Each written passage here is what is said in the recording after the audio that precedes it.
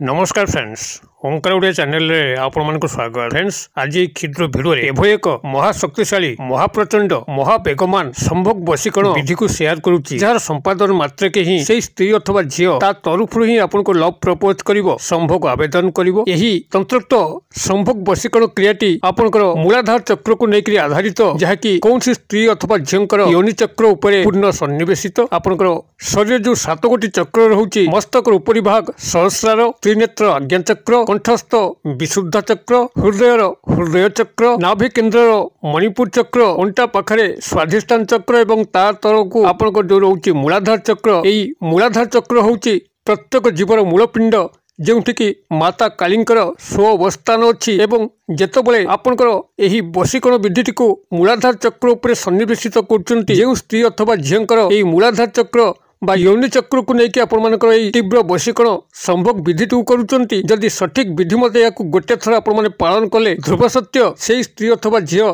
ता तरफरु ही निमिषकरे आपनक लागि पागल होपे लागिवो क्षण क्षणे आपनक पई तड़पिबो आपनको न दबा पर्यंत से शांति रही परिबो नाही एही सूक्ष्म तंत्रोक्त वशीकरण विधि को आपण मानकर कल्याणार्थे क्षुद्र भिडियो माध्यम रे मु आज शेयर करूची जदि आपण कौन स्त्री अथवा झील को लेकर गभीर मर्माहत अवस्था ताहार रूप सौंदर्य आपण मैंने ढली जाती गोटे थर प्राप्त करने चाहती जदि ताहा कौन मत संभव हो पारना कौन कारक तत्व आपन से दिगरे बाधा पहुँचाऊँगी देखिए से कारक तत्व समस्त बंधन तत्व यही संभोग वशीकरण विधि माध्यम एपरी अपसारित होगा लगे से स्त्री अथवा झील ता तरफ ही आपण पाखक आसब प्रेम निवेदन करिवो संभोग आवेदन करिया पूर्व प्रथम आप भल भाव में बुझी नियंतु ज्ञानटी को आहरण कला परे ही आपण माने याकू प्रयोग करिवे गोटे थर प्रयोग रे ही चमत्कार फल प्राप्ति हबो दुई बार प्रयोग करिवार आवश्यक नहीं एवं एही संभोग वशीकरण विधिटी को संपूर्ण भाव में सफलता सह संपादन करिया पे कोनसी से भली जटिल मंत्र तत्व आश्रय नेबा पे पड़िबो नाही किंबा कोनसी भारी सामग्री आवश्यक पड़िबो नाही कोनसी खर्च मध्य हम नहीं बिना खर्चरे एवं बिना बाधा बंधक आपण माने क्रियाटी को सुचारू रूप से संपादन करें कौन नीति नियम बारण कटकड़ा नहीं जेहेतु अघोरी तंत्र मंत्र अंतर्गत यही संभोग वशीकरण विधि केवल आपण ध्यानस्थ होकर भिडियो गोटे थर बुझी नियंतु आपन को कौन निर्देश कराऊँगी जहाद्वारा कि आपण माने से स्त्री अथवा झील को अचिरे प्राप्त करेंगे तरफ ही आपण पाखे समस्त प्रस्ताव पहुँचब लव आटाचमेंट हो पारे एवं संभोग में लिप्त हो पारे क्रियाटी को आपण मान पाखे पूर्ण भाव में शेयर करने पूर्व क्षुद्र निवेदन जदि आप आज प्रथम बार करके चैनल प्रवेश कर कंटेंट आपको रुचि रोचे तेज चैनल कड़े थी लाल कलर सब्सक्राइब बटन क्लिक करी बेल आइकन क्लिक करी ऑल नोटिफिकेशन पर क्लिक करी चैनल टी को सब्सक्राइब कर जेभली कि आम जिते आपण सेवार यही तंत्र मंत्र भिडियो अपलोड करूँ ता सर्वप्रथम नोटिफिकेशन आपण पाखे पहुँचब और से सबको आपण सर्वदूर देखिकी किछि ज्ञान आहरण करें तेज फ्रेंड्स एवं नजर पकड़ा शक्तिशाली तंत्रोक्त संभोग वशीकरण विधि जहाँ माध्यम कि आपण माने खूब सहजरे जदि सठिकता सह या संपादन करुचंती कौन स्त्री अथवा झील ता तरफ ही आपन को प्रेम निवेदन करिवो संभोग आवेदन करिवो आपन को मुख खोलिया पड़ो ना किंबा तांको पाखे जाइए आपनकर लव प्रपोज करी अपदस्थ होगा पड़ो ना जहाँ किछि घटिबो एही संभोग वशीकरण विधि माध्यम घटिबो माता कालींकर तरफ घटिबो अदृश्य जागतिक स्तर ही समस्त क्रिया संपादित होबो आपनकर अभिष्ट परिपूर्ण होबो एही सफल संभोग वशीकरण विधिटी को आपण माने संपादन करबा निमंते आपको ये जो केते गोटे जिनस को संग्रह करने कहूँ ताको आपण माने ध्यानस्थ होकर शुणु प्राथमिक भाव में आपको एक तंबा लोटा किंबा तंबा गड़ू को संग्रह करने पड़ो जहाँ तंबा ढाल कहुए पूजा कार्य व्यवहृत हुए यही भाव में आप नूतन हो कि पुरातन हो गोटे तंबा लोटा किंबा तंबा ढाल जहाँकि क्षुद्राति क्षुद्र अंश हो संग्रह करेंगे और यहीटा को संग्रह कर सारापर आपंकर गृह पाखापाखि कौन जदि केनाल बही जाइए नाल बही जाइए अथवा झरणा मध्य बही जाइए आपन चाहिए तार अतुठू किछि पानी को संग्रह करेंगे यही लोटा बा ढाल माध्यम अतुठ कहले जोठी लोक मैंने स्नान सहित शुद्धपुत हुअंती नहीं यही स्थान को अतुठ कहुए जोठी पाहाच नथिबो लोक मैंने स्नान सहित शुद्धपुत करने जगह पाऊन यही अतुठ तुठ न थाई कौन केनाल कड़ हो झरणार कड़ हो जोटिक लोक मैंने कारबार हुअंती नहीं से स्थान को जाइए तंबा लोटा बा तंबा ढाल किसी जल को संग्रह करके आनिबे एवं संग्रह करने समय କାହାର ଯେଭଳି ଦୃଷ୍ଟି ନ ପଡ଼େ ସେଥିପ୍ରତି ଦୃଷ୍ଟି ରଖିଥିବେ। ଯଦି ଆପଣମାନେ ଅତୁଟ ବାଲା କେନାଲ କିମ୍ବା ଝରଣାର କଡ଼ ନ ପାଇଲେ ତେବେ ଆପଣମାନେ କୌଣସି ପରିତ୍ୟକ୍ତ କୂଅ ଯେଉଁଠିକି ଜଳ କେହି ବ୍ୟବହାର କରନ୍ତି ନାହିଁ କିନ୍ତୁ କୂଅଟି ଥିବ ଏବଂ ସେଥିରେ ପାଣି ମଧ୍ୟ ଥିବ, ଏଇଭଳି ପରିତ୍ୟକ୍ତ ବ୍ୟବହୃତ ନ ହେଉଥିବା କୂଅରୁ ଆପଣ ମଧ୍ୟ କିଛି ଜଳ ସଂଗ୍ରହ କରିପାରିବେ ଆପଣଙ୍କର ଇଚ୍ଛା ମତେ ଏବଂ ସୁବିଧା ମତେ। ଆପଣଙ୍କର କୌଣସି ଅତୁଟ ନଦୀ କେନାଲ କିମ୍ବା ଝରଣା ଏ ଜାଗାରୁ ଆପଣମାନେ ଜଳ ସଂଗ୍ରହ କରିପାରନ୍ତି କିମ୍ବା ଏହାର ଅଭାବରେ କୌଣସି ପରିତ୍ୟକ୍ତ କୂଅରୁ କିଛି ଜଳ ସଂଗ୍ରହ କରିପାରନ୍ତି। ଏଇଭଳି ଭାବରେ ଆପଣ ସଂଗ୍ରହ କରିସାରିଲା ପରେ ପରବର୍ତ୍ତୀ ଜିନିଷ ଆପଣଙ୍କୁ ଆବଶ୍ୟକ ପଡ଼ିବ କିଛି ପୂଜା ସିନ୍ଦୁର, ଯାହାକି ମାଙ୍କର ପୂଜା କାର୍ଯ୍ୟରେ ବ୍ୟବହୃତ ହୁଏ। ଏବଂ ତୃତୀୟ ଜିନିଷ ଆପଣଙ୍କୁ ସଂଗ୍ରହ କରିବା ପାଇଁ ପଡ଼ିବ ସେହି ସ୍ତ୍ରୀ ଅଥବା ଝିଅ ଯାହାକୁ ଆପଣ ଏହି ବଶୀକରଣ କ୍ରିୟାରେ ସାମିଲ କରୁଛନ୍ତି, ତାଙ୍କ ସହ ଲଭ୍ ଆଟାଚମେଣ୍ଟ ହେବା ପାଇଁ ଚାହୁଁଛନ୍ତି, ସମ୍ଭୋଗ କରିବା ପାଇଁ ଚାହୁଁଛନ୍ତି, ସେହି ସ୍ତ୍ରୀ ଅଥବା ଝିଅଙ୍କର ବ୍ୟବହୃତ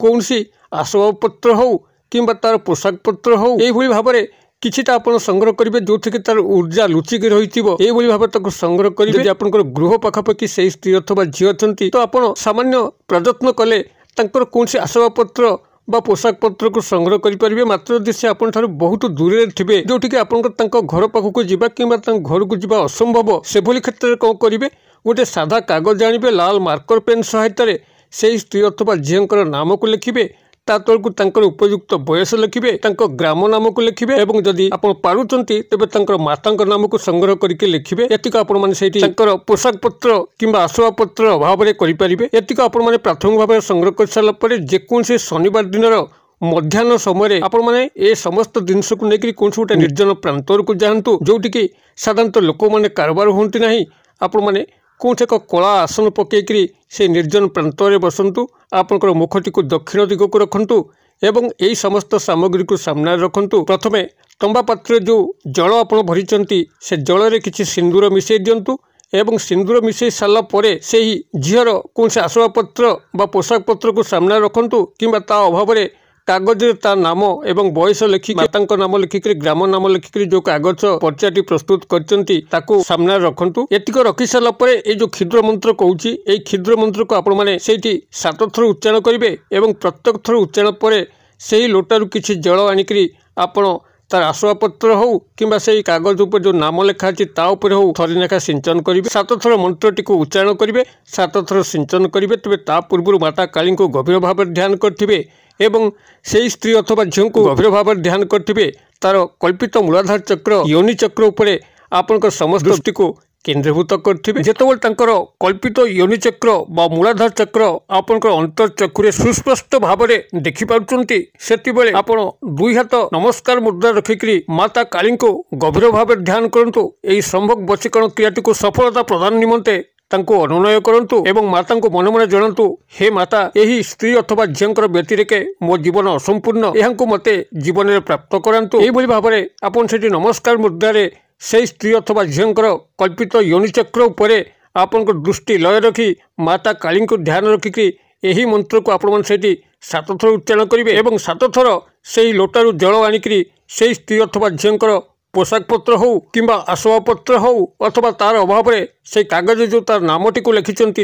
हो 7 थर जल को सिंचन करेंगे। एतिक आपण चुपचाप गृह को प्रत्यावर्तन करेंगे। केवल से लोटार जो जल अच्छी से जल को लेकर पाखापाखि कौन गछ मूले ढाली देकर केवल लोटाटी को लेकर गृह को प्रत्यावर्तन करेंगे। आउ जहाँ सब सामग्री रहा सेठी ही रहिबो ताकू किसी आणवे ना। एवं जितेबाला आपण क्रियाटी को संपादन करुवे दृष्टि रखिथे जोभली कई आपन को न देखती कई न डाकती कि बाह्य तो कोलाहल न थाए एक निर्जन प्रांत देखिए आपण क्रियाटी को संपादन करने पड़ो। आपण मैंने एक मुहाई गृह को प्रत्यावर्तन करेंगे पछ को फेरिकी चाहिए ना एवं गृह में पहुंचिक गोड़ हाथ मुख को धोईक नित्यकर्म योगदान करेंगे। मात्र गोटे थर क्रिया को सफलता सह विश्वास सह एवं एकाग्रता सह जदि संपादन कर ध्रुव सत्य से स्त्री अथवा झील फोन कॉल निश्चित भाव में आसो आप लव आटाचमेंट घटो एवं से संभोग संपर्क स्थापन पर निजे ही कहे। तेबे मंत्रटी ये मुझे कल्याणार्थे शेयर करुँच जहाँ आपने 7 थर से उच्चारण कर 7 थर जल सिंचन करेंगे। मंत्रटी को प्रथम आपने भल भाव मुखस्थ करनियंतु एवं स्पष्टोक्त उच्चारण सह या प्रयोग करंतु चमत्कार फल मिलिबो। मंत्रटी एही भली रहिबो ओं योनि वश्यम कुरु कुरु स्वाहा ओं योनि वश्यम कुरु कुरु स्वाहा। बनान डाकी दउची योनि अंतस्थ य ओकारे नवहर्षिकारे योनि वश्यम ब तालबेश ज्य फला अनुसार वश्यम कुरु कुरु स्वाहा कुरु क हर्षकार र हर्षकार ये भाव में मंत्रटी रहिबो। ओं योनि वश्यम कुरु कुरु स्वाहा। मु भावुची मंत्रटी को आपण सठिक भाव में टिपि नहीं आपण मैंने मंत्रटी को भल भाव में प्राथमिक पर्यायर घुषि नियंतु मुखस्थ करनियंतु एवं प्रयोग करंतु किभली चमत्कार लक्ष्य कर कमेंट बॉक्स में शेयर करूँ। वीडियो भल लगुले लाइक करने भूलु ना सांगसाथी मल शेयर करने भूलु ना। वीडियो क्षुद्र परिश्रम मध्य मत ये विदाय दिंतु पुणी आपण देखा आउ एक शिक्षण भिडियो से पर्यंत दर्शक बंधु आपण समस्ते मंगलमय कृपार भले था रोचे। सर्वे भवन्तु सुखिन सर्वे सन्तु निरामया सर्वे भद्राणि पश्यन्तु मा कश्चित् दुर्भग भवेत्। ओं शांति ओं शांति ओं शांति। नमस्कार।